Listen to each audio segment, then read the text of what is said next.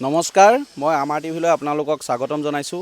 আজি মই এজন ব্যক্তিৰ ওচৰলৈ আপোনালোকক লৈ যাব বিচাৰিছোঁ, যিজন ব্যক্তি খুব কম সময়ৰ ভিতৰতে তেওঁ বহুত মানে আগবাঢ়িলে ব্যৱসায়ত, আৰু সেই ব্যৱসায় কেনেধৰণে আগবাঢ়িলে মই সেইখিনি আমি সুধিবলৈ চেষ্টা কৰিম।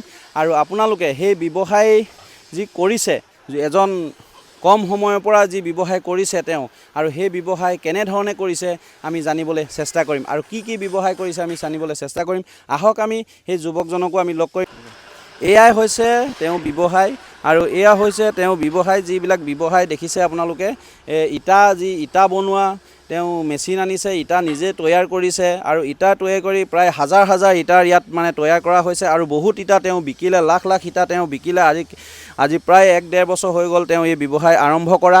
ৱালৰ যি ছটা প্লেট, যেনেকৈ আমি আজিকালি দেখিছোঁ আধুনিক যুগত যিটো আমি দেখিবলৈ পাইছোঁ যে এই ৱালখন তৈয়াৰ কৰে।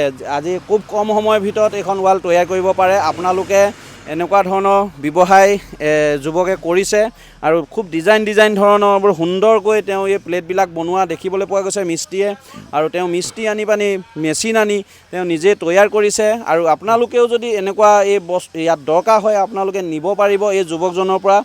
আৰু কাৰণ কম সময়ত মানে কম টকাত আপুনি এই বস্তুবিলাক পাব, আৰু কম সময়ত আপোনাৰ সেই ৱালখন মানে গঠন কৰিব পাৰিব আৰু বেৰিব পাৰিব। দেখিছে আপোনালোকে ভেণ্টিলেটাৰ ইয়াত বনোৱা হৈছে, যি দোকানৰ আপোনাৰ যিটো ৰেট, তাতকৈ আপুনি কম ৰেটত ইয়াত নিব পাৰিব। আপোনালোকে ঘৰ যদি আপোনালোকে বনাইছে, ভেণ্টিলেটাৰো আপোনালোকে ইয়াত নিব পাৰিব। ভেণ্টিলেটাৰ আৰু এইফালে মেচিনৰ কাম কৰি থকা দেখিবলৈ পোৱা গৈছে। সুন্দৰকৈ ডিজাইন ভেণ্টিলেটাৰো বনোৱা দেখা গৈছে।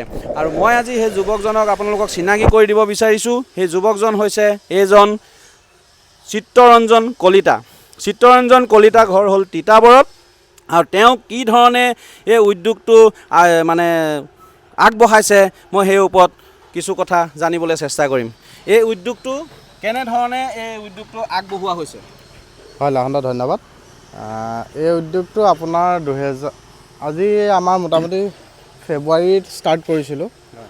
ফেব্ৰুৱাৰীত ষ্টাৰ্ট কৰি প্ৰথম ধৰক বস্তুটো যিহেতু ইয়াত কনচেপ্টটো নতুন আছিলে, উজনি অসমত বিশেষকৈ এই বস্তুটো নতুন, মানুহৰ লাহে লাহে বিশ্বাসত লৈছে। আপোনাৰ ইটা চিটা এইখিনি বিকি আছোঁ, বাউণ্ডেৰী ৱালৰ কামো কৰি আছোঁ। ইয়াত মই প্ৰথম কথা গুণগত মানৰ ওপৰত নিৰ্ভৰ কৰিছোঁ বস্তুটো, কোৱালিটিৰ ওপৰত কৰি আছোঁ ৰাইজৰ আশীৰ্বাদত। কৰি আছে। আপোনালোকে আশীৰ্বাদ কৰিলে আৰু আগবাঢ়িব, আৰু 10-15জন মানুহ তেওঁ আৰু মানে সংস্থাপন দিব পাৰিব। এই যিটো উদ্যোগ আপোনাৰ এতিয়া যিমান দিন কৰি আছে, লাভ হৈছে নে লোকচান হৈছে? ব্যৱসায় লাভ বুলি কথাটো এনেকুৱা, প্ৰতিটো ব্যৱসায়তে লাভ আছে। ব্যৱসায়টো আপোনাৰ নিজৰ অধ্যাৱসায় আৰু একাগ্ৰতাৰ ওপৰত কথা। মই লাভ নাই হোৱা বুলি নকওঁ, কাৰণ লাভ হৈছে কাৰণেতো ধৰক মই কমি যোৱা বস্তু নহয়, ৱেট কমি যোৱা বস্তু নহয়। ই থৈ দিলেও দাম বাঢ়িয়ে গৈ থাকিব, কাৰণ এইবিলাক প্ৰডাক্টেই তেনেকুৱা। আজি থৈ দিছে, কালি যদি 100 টকা আছিলে, পৰহিলে 150 টকা আকৌ হ'ব, দাম বাঢ়িয়ে থাকিব। বস্তুৰ দাম বাঢ়ি গৈ আছে, সেইকাৰণে এইটো লছ হোৱাৰ কোনো কথা নাই। অকল যে এইটোৱে নহয়, আৰু কি কৰা হৈছে? ইয়াত আপোনাৰ মোৰ এই নতুন ব্যৱসায়টোত আপোনাৰ যিটো আজিকালি ৰেডিমেড বাউণ্ডেৰী ৱাল, তাৰপিছত আমাৰ যিটো চিমেণ্টৰ ইটা, তাৰপৰা আপোনাৰ এইখিনি ভেণ্টিলেটৰ প্লাছ ফেঞ্চিং পোষ্ট তৈয়াৰ কৰা হৈছে। লগত নতুন প্ৰডাক্টটো আৰু 2-এটা সংযোজন হ'ব অতি শীঘ্ৰে। ইয়াত মানে এই বিজনেছটোৰ লগত অকল এইটোৱে বুলি নহয়, ঘৰ মানে ধৰি লওক মানুহে ঘৰে এতিয়া যিটো মই দেখিবলৈ পোৱা গৈছে ফেব্ৰিকেশ্যনত, অকল ৱাল বুলিয়ে নহয়, মানুহে ঘৰত বহুত বস্তু দৰকাৰ হয়। ঘৰখন বনালেও দৰকাৰ, ইয়াত ইটাৰ পৰা ধৰি ভেণ্টিলেটাৰৰ পৰা ধৰি বহুত বস্তু দেখিবলৈ পোৱা গৈছে। কিন্তু সেইখিনি উপৰি আৰু কি আছে, মানে ধৰি লওক ঘৰখনৰ মানে ব্যৱহাৰ কৰিব পৰা? ঘৰত ব্যৱহাৰ কৰিব পৰা মোৰ ফেব্ৰিকেশ্যনৰ দোকানো আছে, গম পায় আপুনি।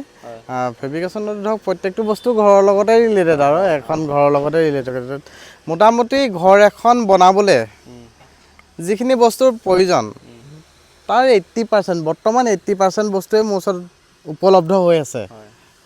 এনেই ঘৰ চৰ এনেকৈ ধৰণৰ কণ্টেক্ট লোৱা হয় নেকি? লওঁ আজিকালি আপোনাৰ লোৱা হয়, মানে কমপ্লিট যিহেতু ছেটআপটোৱেই মোৰ ওচৰত আছে, গতিকে ঘৰ এখন সাজিবলৈ মোক বৰ বিশেষ এটা হেৰিয়ৰ প্ৰয়োজন নহয় বাৰু। মানে ৰ মেটেৰিয়েলছটো অভিয়াছলি কিনিবই লাগিব। বাকী ধৰক যিখিনি আমাৰ বস্তু তৈয়াৰ কৰা হয়, সম্পূৰ্ণ মোৰ ইয়াতে তৈয়াৰ কৰা হয়। গতিকে ঘৰ এখনত বৰ বিশেষ দিগদাৰ নহয় আৰু তৈয়াৰ কৰি এতিয়া দিবলৈ। এনেই ইয়াত মানুহ কিমান লাগি আছে আমাৰ মানে ফেব্ৰিকেশ্যনৰ পৰা ধৰি ইয়াৰ পৰা ধৰি মানুহ এনেই কিমান লাগি আছে? আমাৰ টোটেল আপোনাৰ 9জন আছে এতিয়া। 9জন আছে ন? 9জন। আৰু ইয়াতকৈ আৰু বেলেগ আৰু কি ব্যৱসায় চিন্তা কৰা হৈছে নেকি? বৰ্তমানটো কৰা নাই, হয়। ভৱিষ্যতৰ পৰিকল্পনা নকওঁ বাৰু এতিয়া। যিহেতু এই ব্যৱসায়টো নতুন, ইয়াক কিছু সময় দিব লাগিব। ধৰক ৰাইজৰ আস্থাভাজন হ'বলৈ যেনেহ'লেও এটা ব্যৱসায়ত 3 পৰা 5 বছৰৰ প্ৰয়োজন হয়। গতিকে তাৰপিছত চাওঁ। ইয়াক এই ব্যৱসায়ত কিমান দিনৰ পৰা নমা হৈছিল আকৌ? এই ব্যৱসায়টো নতুন। বাকী ধৰক মই ব্যৱসায়ত নমাৰ আজি মোটামুটি কিমান বছৰ হ'ল, 2012 চনমানত ষ্টাৰ্ট কৰিছিলোঁ। প্ৰথমটো ব্ৰইলাৰ ব্যৱসায় কৰিছিলোঁ।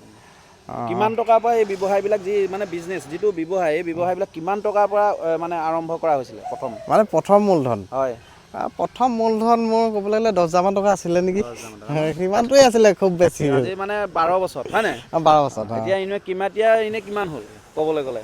সম্পূৰ্ণ কৈ দিব নালাগে, সম্পূৰ্ণ মইতো ক'ব নোৱাৰি। চলি থাকিব পৰা? মোটামুটি চলি থাকিব পৰা হ'লেও ধৰক মোটামুটি আজি যেনেকৈ দিনক ভগৱানৰ কৃপাত ৰাইজৰ আশীৰ্বাদত মোৰ লগতে আৰু 9টা পৰিয়াল পোহপাল গৈ আছে।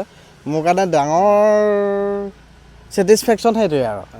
নহয় এতিয়া আমি দেখিবলৈ পোৱা গৈছে, এনেই কি বনোৱা হৈছে আমি দেখাবলৈ চেষ্টা কৰিম হেৰিয়াক। মানে এইফালেতো আমি দেখিলোঁ আৰু কি বনোৱা হৈছে? আপোনাৰ এইফালে ধৰক ভেণ্টিলেটৰ বনি আছে ভেণ্টিলেটৰ বনি আছে দেখিলেই। ভেণ্টিলেটৰৰ বহুত নতুন প্ৰডাক্টটো আহিছে, সেইখিনি বনি আছে দেখিলেই। বাকী আপোনাৰ ইটা বনি আছে। ইটা সেইফালে বনাই থকা হৈছে। ইটাও বিক্ৰী হৈ আছে, কাৰণ প্ৰথম কথা এই ইটাটো হ'ল ৰঙা ইটাতকৈ শক্তিশালী। যিহেতু হ'ল শিলৰ গুড়ি, ধৰক এই ঢালাই একচুৱেলি। ইয়াত আপোনাৰ আমি ব্যৱহাৰ কৰোঁ ড্ৰাষ্ট, শিলৰ গুড়িটো যিটো, বালি, চিমেণ্ট আৰু কেমিকেল নিৰ্দিষ্ট পৰিমাণত ব্যৱহাৰ কৰা হয়। আৰু ৰঙা ইটাতকৈ অভিয়াছলি দীৰ্ঘম্যাদী হ'ব। আৰু এই ইটাৰ গুণৰ ভিতৰত কথাটো হ'ল কি, এই ইটাৰ ঘৰটো মানে মই গম পোৱা মতে আৰু মইতো ব্যৱহাৰ কৰি নাই পোৱা, ঘৰটো ঠাণ্ডা হ'ব বুলি শুনিছোঁ, শিলৰ ইটা যিহেতু। ৰঙা ইটাতকৈ এই ইটাটো ঠাণ্ডা হয় বুলি কয় মানুহে। মজবুতো হ'ব। প্ৰায় প্লাষ্টাৰত চাগে চিমেণ্টটো কম খাব, কাৰণ নাই চিমেণ্ট কম খায়, প্লাছ ইটাবিলাক ডাঙৰ থাকে। ৰঙা ইটাতকৈ প্লাছ আপোনাৰ ইয়াৰ চাইজটোও অলপ ডাঙৰ হৈ যায়, প্লাছ সমান চাইজ হৈ যায়। মছলা কম খায়, মিস্ত্ৰীৰ খৰচাটো বহুত কমি যায়। এয়া হৈছে যুৱকজনৰ ব্যৱসায়, আৰু সেই ব্যৱসায় তেওঁ সম্পূৰ্ণ সুন্দৰকৈ কৰি গৈছে। আৰু দেখিবলৈ পাইছে যে তেওঁ অকল ইটা বালি বুলিয়ে নহয়, তেওঁ ভেণ্টিলেটাৰৰ পৰা ধৰি যিটো ফেব্ৰিকেশ্যনৰ যি লোহাৰ আপোনালোকৰ গ্ৰিল বনোৱা বা ঘৰত কেঁচি বনোৱা সকলোখিনি তেওঁ কাম কৰি গৈছে সুন্দৰকৈ। আৰু আমাৰ মানুহে এতিয়াও যুৱকে কিন্তু বাহিৰৰ ৰাজ্যত বহিৰাজ্যত গৈ কিন্তু তেওঁলোকে চাকৰিৰ কাৰণে দৌৰি ফুৰিবলগীয়া হৈছে, চিকিউৰিটি গাৰ্ড কৰি ফুৰিবলগীয়া হৈছে। অসমতে বহুত কাম আছে, তেওঁলোকে কৰোঁ বুলিলে কৰিব পাৰে। আৰু এয়াই হৈছে এই যুৱকজনৰ ব্যৱসায়। আৰু তেওঁ এতিয়া এড্ৰেছটো সম্পূৰ্ণকৈ কৈ দিব। এড্ৰেছটো ইয়াত যদি কোনোবাই বিচাৰি আহে, এই এড্ৰেছটো হয়, আমাৰ তিতাবৰ চাৰিআলিৰ পৰা বৰহোলা দিশে গড়ালিত আহিলে প্ৰায় 5 কিলোমিটাৰ পাৰ হৈয়ে আমাৰ উদ্যোগটো পাব। আমাৰ জেগাকণৰ নাম হৈছে মহিমাবাৰী। আপুনি যিখন আমাৰ গড়ালিত চৰাইপানী দলং পাৰ হৈয়ে তিতাবৰ দিশৰ পৰা আহিলে বাওঁ চাইডে দেখিবই আমাৰ উদ্যোগটো। এয়াই হৈছে ইটা বনোৱা মেচিন তেওঁ আনি লৈছে। ইয়াত ইটা বনোৱা এয়া মেচিন দেখিছে, এইটো হৈছে ইটা বনোৱা মেচিন। আৰু সেই ইটা বনোৱা মেচিন আনি পানি তেওঁ ইটা বৰ্তমান বনাই আছে। এয়া আপুনি দেখিবলৈ পাইছে, ইটা বনাই আছে। এয়া প্ৰেছাৰ মেচিনত এই প্ৰেছাৰ হেৰি কৰি আছে, এয়া দেখিবলৈ আপোনালোকে পাইছে। এনেকুৱা সুন্দৰকৈ তেওঁ যি উদ্যোগ, এই উদ্যোগটো সুন্দৰকৈ মানে চলাই গৈছে। কেইবাজনো মানে লোককো তেওঁ পৰিয়ালক সংস্থাপন দিয়া দেখিবলৈ পোৱা গৈছে। ধন্যবাদ।